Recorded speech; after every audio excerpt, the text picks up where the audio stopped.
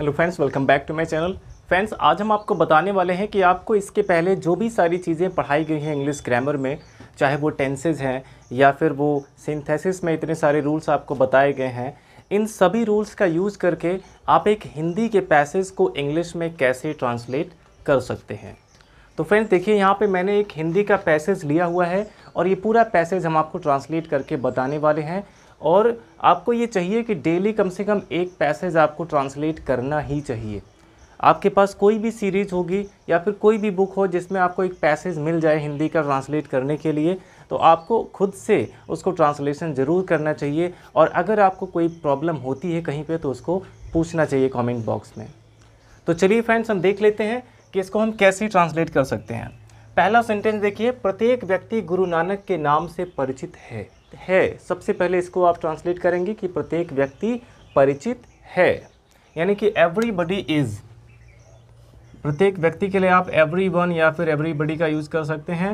Everybody is, प्रत्येक व्यक्ति है और क्या है, परिचित है। और परिचित के लिए आप फेमिलियर का यूज़ कर सकते हैं। परिचित के लिए फेमिलियर वर्ड का यूज़ कर सकते हैं। एवरीबडी इज़ फेमिलियर, प्रत्येक व्यक्ति परिचित है। और अगर आपको ये वर्ड नहीं पता है, देखिए फ्रेंड्स, पैसेज, हिंदी के पैसेज जब आपके सामने होते हैं तो उसमें कुछ ऐसे वर्ड्स आते हैं जिसका मीनिंग आपको हो सकता है ना पता हो। तो उसके लिए आप एक सब्स्टिट्यूट का यूज़ कर सकते हैं। आपको अपने माइंड में सोचना होगा कि ठीक इसी बात को हम और किस तरीके से कह सकते हैं। तो देखिए, प्रत्येक व्यक्ति गुरु नानक के नाम से परिचित है। हम तो इसको एज इट इज़ ट्रांसलेट कर रहे हैं यहाँ पे फेमिलियर का यूज़ करके।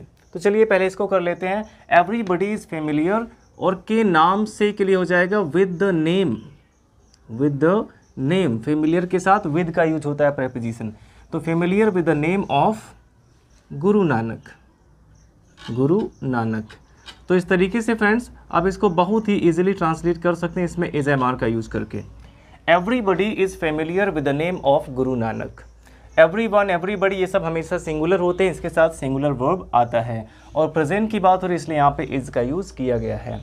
तो everybody is familiar with the name of Guru Nanak, या तो आप ऐसे इसको ट्रांसलेट करें, बट ऐसे आप तभी कर सकते हैं जब आपको परिचित के लिए फेमिलियर वर्ड पता होगा। अगर आपको मान लीजिए ये वर्ड ना पता हो कि फेमिलियर का मतलब परिचित होता है, तो आप सोचेंगे कि इसी बात को हम अपनी तरीके से कैसे कह सकते हैं। तो अगर देखा जाए तो इसको ऐसा भी कह सकते हैं कि प्रत्येक व्यक्ति गुरु नानक का नाम जानता है। प्रत्येक व्यक्ति गुरु नानक का नाम जानता है। तो ये तो और भी इजी हो गया। इसको आप प्रेजेंट इंडेफिनिट टेंस के रूल से बना सकते हैं कि everybody knows the name of Guru Nanak. इस तरीके से आप इसको ट्रांसलेट कर सकते हैं।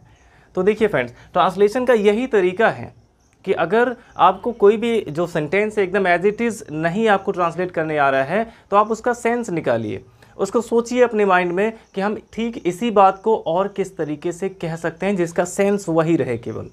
तो ऐसे ही ट्रांसलेट करना चाहिए। हम आपको बार बार बताते हैं कि ट्रांसलेशन का एक ही नियम है कि शब्दों पे मत जाओ, भावनाओं को समझो। तो इसी तरीके से आप ट्रांसलेशन कर सकते हैं। तो देखिए, इस सेंटेंस को हमने आपको दो तरीके से ट्रांसलेट करना बता दिया। एक तो आप कर सकते हैं everybody is familiar with the name of Guru Nanak, या फिर everybody knows the name of Guru Nanak. अब इसके बाद देखिए, यहाँ पे अगला सेंटेंस है कि बचपन में पढ़ने लिखने तथा खेलने में उनकी रुचि नहीं थी।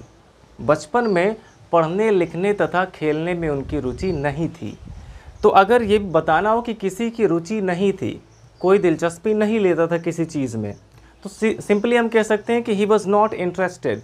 उनकी रुचि नहीं थी यानी कि ही वॉज नॉट इंटरेस्टेड। या फिर आप इसी को ऐसे बना सकते हैं कि he did not take interest, वे इंटरेस्ट नहीं लेते थे। अब इसमें थे लास्ट में आ जाएगा, तो इसको पास्ट इंडेफिनिट के रूल से बना सकते हैं कि he did not take interest, वे इंटरेस्ट नहीं लेते थे। या फिर सिंपली जब भी बताना हो कि कोई किसी चीज़ में इंटरेस्टेड नहीं है या नहीं था, अगर इंटरेस्टेड नहीं है आएगा तो ही इज़ नॉट इंटरेस्टेड या फिर आई एम नॉट इंटरेस्टेड, ऐसा बोल सकते हैं। और अगर इंटरेस्टेड नहीं था आ गया तो I was not interested, he was not interested, ऐसे कर सकते हैं। और इंटरेस्ट के साथ हम प्रेपोजिशन इन का यूज़ करते हैं। ये भी आपको पता होना चाहिए कि इंटरेस्ट के साथ प्रेपोजिशन इन का यूज़ होता है। तो सिंपली इसको हम बना सकते हैं कि he was not interested in. अब किस में इंटरेस्ट नहीं लेते थे? पढ़ने लिखने में। पढ़ने लिखने के लिए सीधे आप यहाँ पे स्टडी कर सकते हैं, इन स्टडी, या फिर एजुकेशन यहाँ पे कर सकते हैं, इन एजुकेशन। और तथा खेलने में, इन स्टडी एंड, तथा के लिए एंड का यूज करेंगे, स्टडी एंड गेम्स, गेम्स या फिर स्पोर्ट यहाँ पे कर सकते हैं, दोनों में से कोई भी वर्ड, गेम्स या फिर sport. He was not interested in study and games, यानी कि वे स्टडी में या फिर गेम्स में इंटरेस्टेड नहीं थे बचपन में, बचपन में के लिए हो जाएगा इन हिज चाइल्डहुड। अपने इसमें नहीं आए फिर भी आप इन हिज चाइल्डहुड यहाँ पे लिख सकते हैं, यानी कि अपने बचपन में, और चाहे तो सीधे इन चाइल्डहुड भी कर सकते हैं। और इसके बाद देखिए अगला सेंटेंस है कि एक दिन उनके पिता ने उन्हें 10 रुपये दिए। एक दिन उनके पिता ने उन्हें 10 रुपये दिए। अब इसमें पास्ट की बात हो रही है, बहुत ही पुरानी बात इसमें चल रही है, गुरु नानक के पिता की बात चल रही है, तो यानी कि ये पास्ट इंडेफिनिट के रूल से बनाएंगे। एक दिन के लिए हो जाएगा वन डे। अब किसने दिया? उनके पिता ने, तो सब्जेक्ट है उनके पिता, यानी कि his father, one day his father. अब दिए, यहाँ पे हमें गिव का सेकंड फॉर्म लगाना होगा क्योंकि ये पास्ट इंडेफिनिट है, तो गिव। तो ये चीज़ आपको पहचान करना होगा कि किस सेंटेंस में कौन सा टेंस हम यूज़ कर सकते हैं। तो इसमें दिए आ गया, और खासकर आ ई ए लास्ट में आता है अगर, तो पास्ट इंडेफिनिट का यूज़ करते हैं, पास्ट की अगर बात हो रही है। तो हिज फादर गेव, उनके पिता ने दिया। अब उन्हें 10 रुपये, क्या किसे दिया? उन्हें क्या दिया? 10 रुपये। दो ऑब्जेक्ट इसमें है, तो पहले इनडायरेक्ट ऑब्जेक्ट लिखेंगे, किसे दिया? उन्हें, तो हो जाएगा गेव हिम। फिर डायरेक्ट ऑब्जेक्ट जो क्या लगाने पता चलता है, क्या दिया? 10 रुपये, गेव हिम 10 रुपीज़। तो one day his father gave him 10 rupees, एक दिन उनके पिता ने उन्हें 10 रुपये दिए। और बाजार से कुछ आवश्यक चीज़ें लाने को कहा या फिर खरीदने को कहा, और बाजार से कुछ आवश्यक चीज़ें लाने को कहा। तो यहाँ पे देखिए कहना के लिए से का यूज़ होता है, टेल का यूज़ होता है, और आस्क का भी यूज़ होता है, और स्पीक का भी यूज़ होता है। बट अगर किसी से कुछ करने के लिए कहा गया है तो वहाँ पे आपको आस्क का यूज़ करना चाहिए। अगर किसी से कुछ करने के लिए कहा जाए तो वहाँ पे कहना के लिए आस्क लगाना चाहिए। तो और कहा, ये भी पास्ट इंडेफिनिट है, तो एंड आस्क्ड हिम, और कहा के लिए हो जाएगा एंड आस्क्ड हिम। यहाँ भी सेकेंड फॉर्म लगाएंगे, और कहा, हिम यानी उनसे, और उनसे कहा। बाजार से कुछ आवश्यक चीज़ें लाने को, क्या करने को? कुछ आवश्यक चीज़ें लाने को। तो भले यहाँ पे लाना है यानी कि ब्रिंग, आप चाहे तो लगा सकते हैं, बट खरीद कर लाने को कहा है तो सीधे आप बाय का यूज़ कर सकते हैं, टू बाय सम। अब आवश्यक चीज़ें हैं, उसके लिए आप इसेंशियल थिंग्स या फिर इंपॉर्टेंट थिंग्स का यूज़ यहाँ पे कर सकते हैं। तो सम इसेंशियल थिंग्स, चीज़ों के लिए थिंग्स लगा सकते हैं। तो and asked him to buy, और उन्हें खरीदने को कहा, खरीद कर लाने को कहा, सम इसेंशियल थिंग्स, कुछ आवश्यक चीज़ें। और कहाँ से? इसमें आया हुआ बाजार से, तो बाजार से के लिए हो जाएगा फ्रॉम मार्केट, फ्रॉम मार्केट, बाजार से। तो ये था कि एक दिन उनके पिता ने उसे 10 रुपये दिए, पास्ट इंडेफिनिट के रूल से बनाया गया। One day his father gave him 10 rupees, second form लगा के, और उनसे कुछ बाजार से कुछ आवश्यक चीज़ें लाने को कहा। तो और कहा, एंड आस्क्ड हिम, और उनसे कहा, to buy something, to buy some essential things, यानी कि कुछ आवश्यक चीज़ें खरीद कर लाने को, फ्रॉम मार्केट, बाजार से। और इसके बाद क्या है? बाजार जाते समय मार्ग में उन्हें कुछ साधु मिले। तो बाजार जाते समय, जाते समय, तो इसके लिए आप कोई भी काम करते समय अगर ऐसा आया तो वहाँ पे आप वाइल के साथ वर्ब की आईएनजी फॉर्म यूज़ करते हैं। कोई भी काम करते समय, पढ़ते समय, लिखते समय, सोते समय, कोई भी काम करते समय ऐसा कहीं पे अगर आ जाए तो वहाँ पे आप वाइल के साथ वर्ब की आईएनजी फॉर्म का यूज़ करते हैं। तो ये हो जाएगा while going to market. While going का मतलब हो गया जाते समय, वाइल ईटिंग, खाते समय, वाइल स्लीपिंग, सोते समय। तो यहाँ पे जाते समय है तो हो जाएगा वाइल गोइंग। अब कहाँ जाते समय? टू मार्केट, बाजार जाते समय।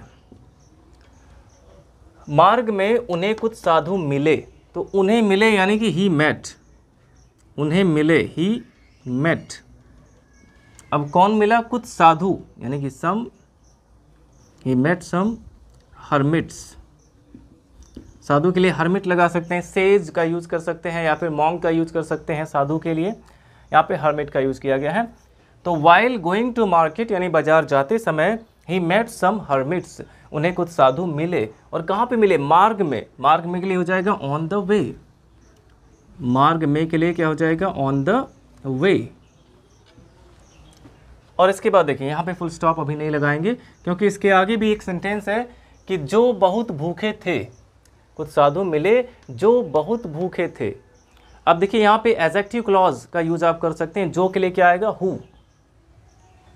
तो यहाँ पे कर सकते हैं हु, जो बहुत भूखे थे। हु वर जो थे बहुत भूखे, यानी कि very hungry. Who were very hungry, जो बहुत भूखे थे। तो जो के लिए यहाँ पे हु का यूज किया गया है। हु वर वेरी हंग्री, जो बहुत भूखे थे।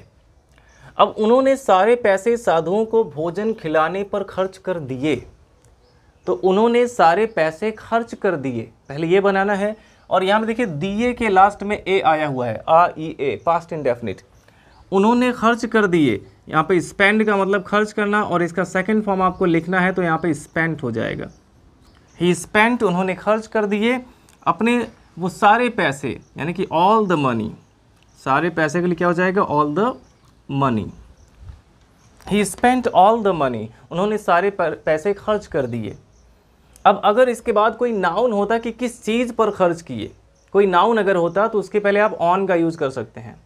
जैसे हो गया ही spent all the money on food, यानी खाने पर खर्च कर दिया, या फिर ऑन हिज स्टडी, अपनी पढ़ाई पर खर्च कर दिया। किसी चीज़ पर खर्च करते हैं तो वहाँ पे ऑन का यूज़ कर सकते हैं। लेकिन इसमें एक वर्ब आया हुआ है कि साधुओं को भोजन खिलाने पर खर्च कर दिया, तो यहाँ पे आप सीधे इन्फिनेटिव का यूज़ कर सकते हैं, क्योंकि यहाँ पे खिलाने में ने आया हुआ है। जब भी किसी वर्ब के लास्ट में ना नी ने आया होता है तो क्या करते हैं? उसको इन्फिनेटिव फॉर्म में लिखते हैं। तो खिलाना की अंग्रेजी फीड होती है, तो यहाँ पे टू फीड हो जाएगा। टू फीड यानी खिलाने में खर्च कर दिए, और किसी खिलाने में? साधुओं को हो जाएगा टू फीड द हर्मिट्स। अब फीड का मतलब भोजन खिलाना दोनों हो गया उसी में, भोजन के अलग से फूड यहाँ पे नहीं लिखना पड़ेगा। ये हो गया ही स्पेंट ऑल द मनी, उन्होंने सारे पैसे खर्च कर दिए टू फीड द हर्मिट्स, यानी साधुओं को भोजन खिलाने में। और इसके बाद देखिए और बिना कुछ खरीदे घर वापस आ गए।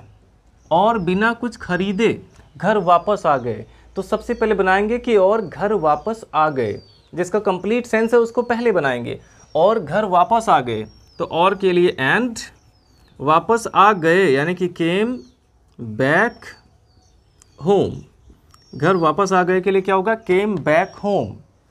और बिना कुछ खरीदे, तो बिना के लिए किसका यूज़ करते हैं? विदाउट का। बिना के लिए प्रेपोजिशन विदाउट का यूज़ करते हैं।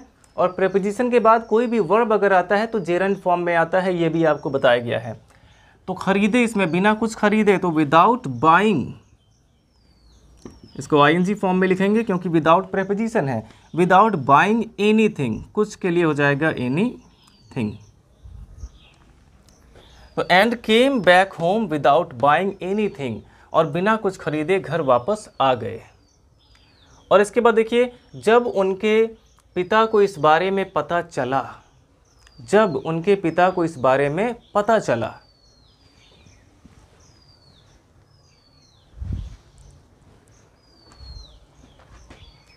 तो फ्रेंड जब भी पता चलने की बात होती है, किसी को पता चला, तो पता चलने के लिए आप कम टू नो का यूज़ करते हैं। जैसे उसे पता चला, मुझे पता चला, तुम्हें पता चला। पता चलना के लिए नो के पहले कम का यूज़ करते हैं, यानी कम टू नो, इसका यूज़ करते हैं। तो यहाँ पे आया कि जब उनके पिता को इस बारे में पता चला, तो जब के लिए किसका यूज़ कर सकते हैं? व्हेन का यूज़ कर सकते हैं कि व्हेन हिज फादर, जब उनके पिता को पता चला, ये भी पास्ट की बात है, तो यहाँ पे हो जाएगा केम टू नो। पास्ट की बात है, सेकेंड फॉर्म आएगा कम का, केम टू नो। इस बारे में है तो about it, came to know about it, जब उनके पिता को इस बारे में पता चला। तो क्या हुआ? तो उन्होंने गुरु नानक से कुछ नहीं कहा, तो के लिए केवल कॉमा लगाएंगे। उन्होंने यानी कि ही कुछ नहीं कहा, कहा यहाँ भी लास्ट में आ गया, पास्ट इंडेफिनिट है, तो ही डिड नॉट से उन्होंने कुछ नहीं कहा, एनीथिंग, कुछ के लिए हो जाएगा एनीथिंग। और किससे नहीं कहा? गुरु नानक से, यानी कि to Guru Nanak. He did not say anything to Guru Nanak, उन्होंने गुरु नानक से कुछ नहीं कहा। और इसके आगे किंतु उन्होंने विचार किया, तो किंतु के लिए आप यहाँ पे बट का यूज कर सकते हैं कि बट ही विचार किया यानी कि सोचा, तो यहाँ पे आप सेकेंड फॉर्म थिंक का लिखेंगे थॉट। बट ही थॉट, किंतु उन्होंने सोचा। अब क्या सोचा या क्या विचार किया? कि भविष्य में उनका पुत्र ऐसा महान बनेगा, दैट, तो की के लिए यहाँ पे दैट का यूज करेंगे, उनका पुत्र ऐसा महान बनेगा, यानी कि his son, that his son. अब वैसे तो बनेगा ऐसा लग रहा है कि इसमें गा आया तो फ्यूचर का यूज यानी कि विल शैल का यूज इसमें करेंगे, बट देखिए इसका जो पहला क्लॉज है ही थॉट, उन्होंने सोचा, ये पास्ट में है। अगर ये पास्ट में है तो इसके बाद वाला क्लॉज भी पास्ट में होना चाहिए, यानी कि विल शैल अगर है तो उसको वुड या शुड में चेंज करना है। ये सारी चीज़ें, सारे रूल्स जो आपको बताए गए सब यूज होते हैं इसमें।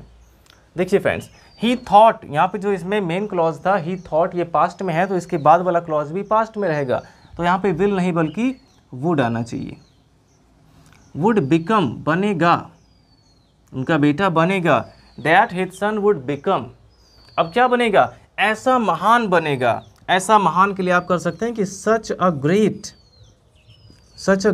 Person, such a great person, यानी कि ऐसा महान बनेगा। अब इसके आगे कि जिसका सम्मान सब करेंगे, तो इसको देखिए आप पैसिव वॉइस के रूल से अगर आप बनाते हैं तो ज़्यादा आसान रहेगा। सीधे यहाँ पे हु का यूज़ करके बना सकते हैं कि जो सबके द्वारा सम्मानित किया जाएगा, ऐसा इसको बना सकते हैं, यानी कि हु विल बी रिस्पेक्टेड, ये हो जाएगा who will be respected, who will be respected, जिसका सम्मान किया जाएगा। या फिर हु वुड बी, यहाँ भी आप कर सकते हैं, विल के जगह पे वुड कर सकते हैं, who would be, who would be respected by everyone, who would be respected by everyone, जिसका सबके द्वारा सम्मान किया जाएगा। तो कभी कभी ऐसा होता है कि हम सेंटेंस को पैसिव वॉइस में चेंज करके भी ट्रांसलेट कर लेते हैं उसको और सिंपल तरीके से बनाने के लिए। तो इस तरीके से फ्रेंड्स अगर देखा जाए तो आपको जितने भी रूल्स बताए जाते हैं आपके ग्रामर पोर्शन में, अगर आपको पैसेज कोई ट्रांसलेट करना हो, हिंदी टू इंग्लिश ट्रांसलेशन करना है, तो वो सारे के सारे रूल्स इसमें कहीं ना कहीं ज़रूर यूज़ होते हैं। और सबसे इंपॉर्टेंट फैक्टर इसमें है कि आपको टेंसेस ज़रूर आने चाहिए। एक तो टेंस आना चाहिए, दूसरी चीज़ आपको जो इतने सारे कंजंक्शन बताए जा रहे हैं सिंथेसिस में, ये सारे कंजंक्शन देख लीजिए बहुत ही ज़्यादा इंपॉर्टेंट है। अगर आप कोई भी चीज़ ट्रांसलेट करना चाहते हैं, और ट्रांसलेशन ही नहीं, अगर आप क्वेश्चन आंसर लिख रहे हैं, अगर आप कोई लॉन्ग आंसर भी लिख रहे हैं, और अगर खुद से बना के लिखना चाहते हैं, तो उसके लिए आपको ये मतलब सेंटेंसेस का फॉर्मेशन आना चाहिए।